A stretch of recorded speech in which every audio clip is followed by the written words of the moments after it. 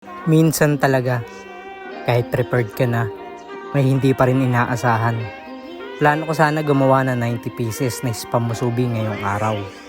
Pero hindi inaasahan, naubusan kami ng gas. Kaya hindi ko na natuloy yung another 30 pieces. Simpleng aberya lang naman yun. Pero sobrang thankful pa rin ako sa araw na ito. Kaya tinuloy ko na lang kung anong meron. At sobrang solid. Bandang alas 4 pa lang, sold out na agad yung 60 pieces. May mga nag-order din online at maagang nagpa-reserve. Kaya nasa 40 pieces lang yung nalatag sa pwesto. Maraming salamat talaga mga tol. Sobrang solid ninyo. Sa walang sawang suporta. Tumatak na talaga sa isip ko na hindi naman talaga kailangan perpekto palagi.